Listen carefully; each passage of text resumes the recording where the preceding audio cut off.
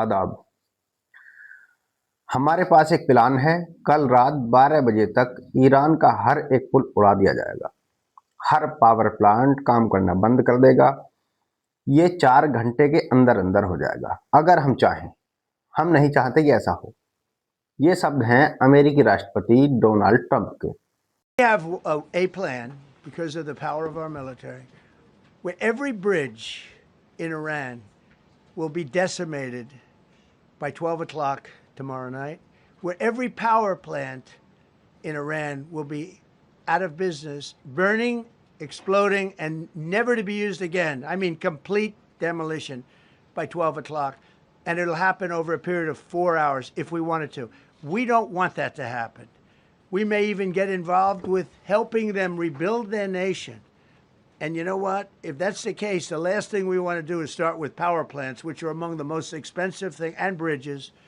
You saw the bridge went. We were very close to a deal. Donald Trump के इन बयानों और लगातार होती भीषण बमबारी को देखते हुए ऐसा प्रतीत हो रहा है जैसे डोनाल्ड ट्रंप का दिमाग खुद के कंट्रोल में नहीं है। इस वीडियो में आज बात करेंगे डोनाल्ड ट्रंप की सनक के बारे में। एक बड़ी मजेदार बातचीत जो वायरल है। एक पत्रकार पूछते हैं, जो अमेरिका के लोग युद्ध का समर्थन नहीं करते उन्हें आप क्या कहेंगे? ट्रंप ने कहा, वे मूर्ख हैं। दरअसल मूर्ख वे लोग नहीं हैं जिन्हें ट्रंप ने मूर्ख कहा। What do you say to Americans who are not a fan of the war? They're foolish because the war is about one thing. Iran cannot have a nuclear weapon. मूर्ख वे लोग हैं जो ऐसे डिक्टेटर, ऐसे threaten व्यक्ति को America की राष्ट्रपति तक, गद्दी तक पहुंचा रहे हैं। ईरान अमेरिका लड़ाई को धर्म युद्ध बनाने पर पोप ने साधा निशाना। देखिए, अमेरिका के जो रक्षा मंत्री हैं पीट हेगसेथ, वे इसे धर्म युद्ध बता रहे हैं। वे इसे यीशु से जोड़कर आने वाले समय की भविष्यवाणी जो बाइबल के अकॉर्डिंग की गई हैं, उनके अनुसार इसे एक धर्म युद्ध बता रहे हैं, जिस पर 14वें यानी 14th पोप लियो ने इसकी आलोचना की है। उन्होंने पीट हेगसेथ के इन बयानों को लेकर अपनी नाराजगी दायर की है। ट्रंप की सनक इस कदर बढ़ गई है कि उसने भी हाल फिलहाल में जो प्रेस कॉन्फ्रेंस की है उसमें उसने कहा है कि हम ईरान को एक रात में पूर्णतः तबाह कर देंगे। यानी ये सीधी सीधी एक न्यूक्लियर वेपन यूज करने की धमकी है। इससे पहले मोहम्मद सरहा, जो एक फिलिस्तीनी चिंतक हैं, फिलिस्तीनी एक्टिविस्ट हैं, उन्होंने ये कहते हुए इस्तीफा दे दिया कि अमेरिका ईरान पर न्यूक्लियर वेपन यूज करने की प्लानिंग कर रहा है। जो प्लानिंग चल रही है, जो बुरे मंसूबे चल रहे हैं, उन सब में वो हिस्सेदार नहीं बनना चाहते। अमेरिका के अंदर से काफ़ी आवाज़ें उठ रही हैं। वहाँ के सीनेटर्स, कांग्रेसमैन अब इस बात को लेकर आवाज़ उठा रहे हैं कि इस पागल आदमी को ये जंग करने से रोका जाए, क्योंकि पूरी दुनिया की इकोनॉमी ढहने की कगार पर पहुंच गई है और ईरान भी पीछे हटने के लिए बिल्कुल तैयार नहीं है। अगर ईरान के बुनियादी ढांचों को निशाना बनाया जाता है तो ये सीधा सीधा जेनेवा कन्वेंशन का उल्लंघन होगा, जिसके अकॉर्डिंग दो देशों के युद्ध के दौरान नागरिक ठिकानों और पब्लिक इंटरेस्ट वाले क्षेत्रों में हमला नहीं किया जा सकता। इसे वॉर क्राइम माना जाता है।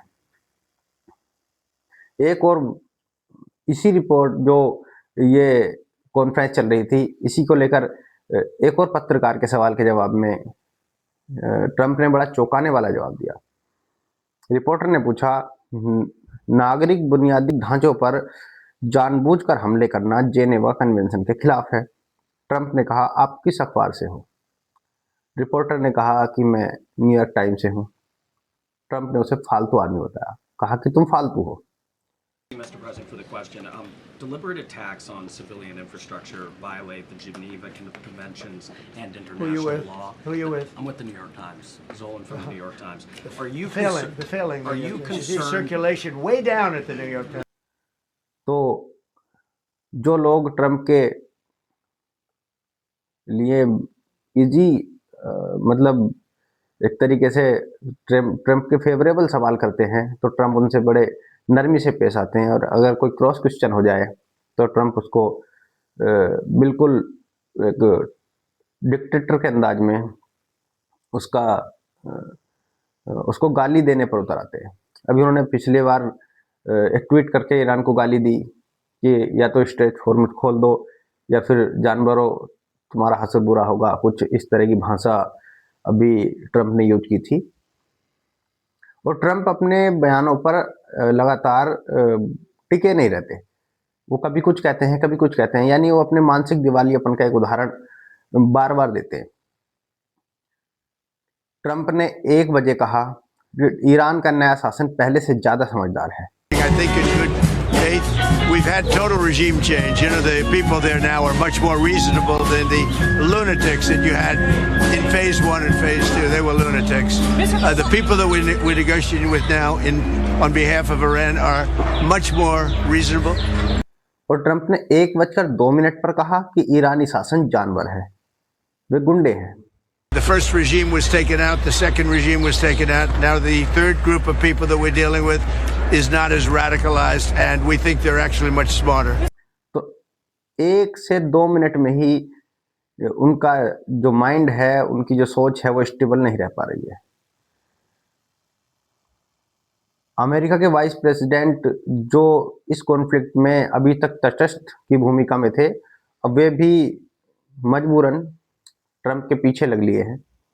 उन्होंने भी ट्रम्प की भाषा को दोहराते हुए ईरान को चेतावनी दी है कि रात को 8 बजे तक फैसला कर लें, यानी जो ट्रम्प की डेडलाइन है ट्यूसडे 8 PM तक, इस समय तक फैसला कर लें, नहीं तो